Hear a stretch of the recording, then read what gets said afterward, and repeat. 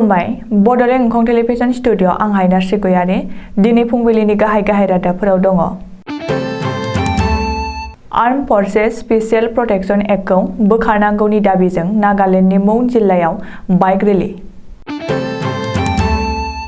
5 थाखोनि फरायसुलिखौ जिनाहारि खालामनानै सासे फोरोंगिरिया जोबथेसालिनि आलासि जानांदों। पान्जाबाव गाहाय मन्थ्रि नरेन्द्र मदिया जारलायाव गोग्लैनांनायनि खिथेरखौ बिजेपिआ आसामाव होखारदों। आसामाव खनानि गोदान एसअपि। श्रीनगराव साब्रै उदखारिजों लोगोसे गोबां हाथियार बोखांदों।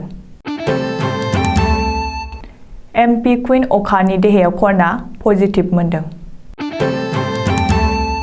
आसामाव लांदां गारिजों पिकनिक जायोब्ला जुरिमाना। बाक्सायाव मासे मैखौ हमनो हादों।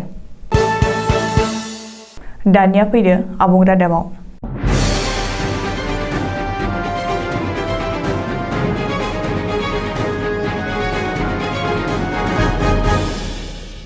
सा सानजा रायजोआव मिरु सोरखारा जाबसिननानै होनाय आर्म फर्सेस स्पेशल प्रोटेक्शन एक्टखौ मिरु सोरखारा नागालेण्डनिफ्राय बोखारनानै लांफिननांगौनि दाबि दैखांनानै शुक्रबारखालि 50 किमि गोलाव बाइक रेली खालामदों। गासै सा 600 सो कनयाक फरायसा आफादनि मावथिफोरा बे बाइक रेलीआव बाहागो लादोंमोन।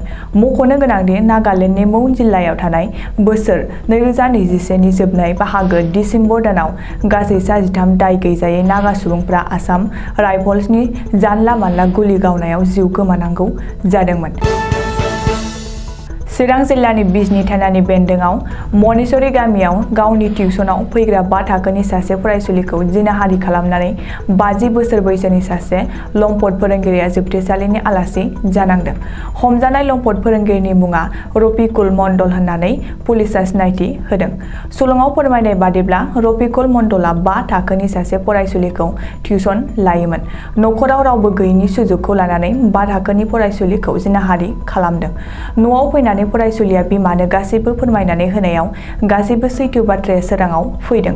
बेनि उनाव दायनिगिरिखौ हमनो थाखाय जायगानिनो बिजेपि युवा मार्चनि दैदेनगिरिया सोलो खालामनानै गथ'साखौ टिउसनाव थांहोबावदोंमोन। बे समावनो मोगा-मोगि अजद होजाथाव हालोदाव लम्पट फोरोंगिरि रिपुकुल मण्डलखौ हमनो हायो। लोगो लोगोनो बिजनी थानानि पुलिसनो जाथायनि सोमोन्दै खिन्थाहरनायाव पुलिसआ लम्पट फोरोंगिरि रिपुकुल मण्डलखौ एरेस्ट खालामनानै जोबथेसालियाव दैथायहरदों। चिरां जिल्ला बिजेपि युवा मर्चाया दायनिगिरि रिपुकुल मण्डलखौ फासि होनांगौ होननानै दाबि दैखांदों। मानो होनोब्ला बिनि फंबायाबो सिगाङाव हिन्दु सिख्लाखौ गोसो थोनायनि मुहुनि होनानै बहाबा गोबाव सम दोनखारलांखांबाय। बिसोरनि नखराव गासैबो लम्पट जोनोम जादों होननानै चिरां जिल्ला बिजेपि युवा मर्चानि गाहाय नेहाथारि राकेश दासआ बुंदों।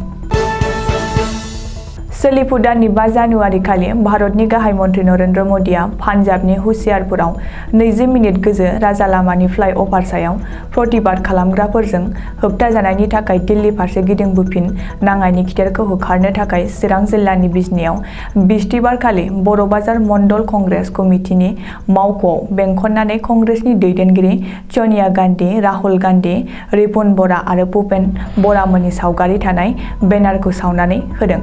बेनि अनगायैबो रायजो नाङै आसामनि दाब दाब मन्दिरफोराव नरेन्द्र मदिनि गाहामनि थाखाय आसाम प्रदेश बिजेपि दोलोआ आवथि सावनानै फुजा होदों।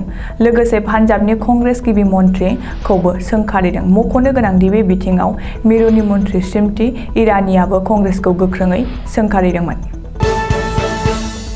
भारत हादरजों लोगोसे आसामाव आथिखालनि कर'ना पजिटिभ थासारिखौ नोजोर होनानै आसाम सोरखारा शुक्रबारखालि गोदान एसअपि फोसावबाय।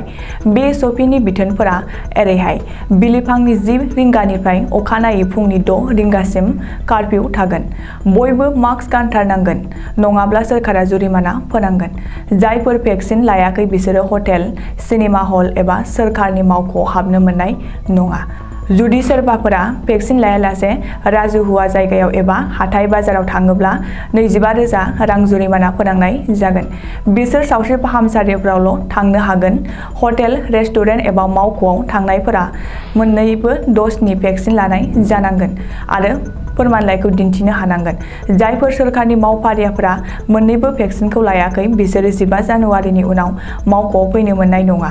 हाबा खेराइफोर बायदि फोरबोआव 200 नि बांसिन सुबुं थानो मोननाय नङा। मोनाबिलियाव रावबो जौ फानग्राया जौखौ फाननो मोननाय नङा। फैगौ 30 जानुवारिसिमहालागै गासैबो फरायसालियाव 5 थाखोसिम फरायसाफोरखौ थांहोनाय जानाय नङा। गुवाहाटी नोगोरमायाव 8 थाखोसिम बन्द थागोन। 9 थाखोनिफ्राय 12 थाखोसिम सोलाय-सोल' क्लास खालामनो मोनगोन। मोनसे जिल्लानिफ्राय गुबुन जिल्लायाव थांनो फैनो हागोन। नाइट सुपार बासफोरा खारनो मोनगोन, नाथाय हराव हटेलाव जाग्रा जानो मोननाय नङा। श्रीनगराव रैखाथि हान्जानि सान-हर गोख्रों नोजोर होनानै अपारेसन खालामनायनि गेजेरजों 4 उदखारिफोरजों लोगोसे गोबां बिबांनि हाथियारफोरबो बोखांनो हादों होनना मिथिनाय जादों। खौराङाव मिथिनाय बादिब्ला उदखारि हान्जाफोरा पाकिस्तान आरो साउथ आरबनि उदखारि जानानै हाग्रा सिङाव थानानै बेफोरबादि गाज्रि आखुनि खामानि मावगासिनो दंमोन होनना मिथिनाय जादों। आसामाव कर'ना पजिटिभनि केस मोननाया बारानिफ्राय बारा जाबोगासिनो दं। मख'नो गोनांदि आसामाव मैया कर'ना पजिटिभजों सन्देरजानाय सा 844 नि देहायाव गोदान कर'ना पजिटिभ मोनदों। खौराङाव मिथिनाय बादिब्ला दिनै आसामनि लोकसभायाव एमपि जानाय आइजो कुइन अखानि देहायाव कर'ना पजिटिभ मोनदों आरो बिथांजोखौ दायो देहा फाहामसालियाव फाहामथाय होनो थिसनथाइ होबाय होनना मिथिनाय जादों। सोरखारा सुबुंफोरनि जिउ रैखाथिनि फारसे नोजोर होनानै गुबुन गुबुन नेमखान्थिफोरखौ बाहायबोदों। गोदान बोसोराव रंजानायनि जोहै जाहाथे रावबो सुबुंफोरा गावनि जिउखौ खोमानाङा।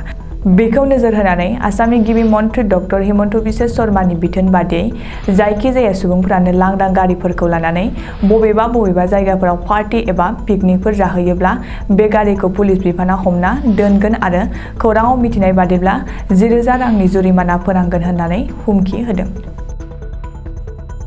हाग्रा ओनसोलनिफ्राय मानसि थाग्रा गामिफोराव मैदेर, मुफुर, मै, मोसा हाबफैनाया दानिल' गोदान बाथ्रा नङा। बाक्सा जिल्लानि तामुलपुर महकुमानि सिङाव थानाय नाग्रिजुलि ओनसोलाव हाग्रानिफ्राय मासे मैया फैनानै मानसिफोरनि आबादथिलियाव खहा खालामफैदोंमोन। नाथाय ओनसोलनि सुबुंफ्रा आबादथिलियाव हाबसननानै थाफैनाय मैखौ नुनानै हमना दोनो। बे खौरांखौ बुथुमनाय समसिमहालागै हाग्रा बिफानसिम खौरां हरथ'नाय जादोंना जायाखै मिथिथ'नाय जायाखै। दिनै फुंबिलिनि रादाबा एसेनोसै। गोजोन्थों।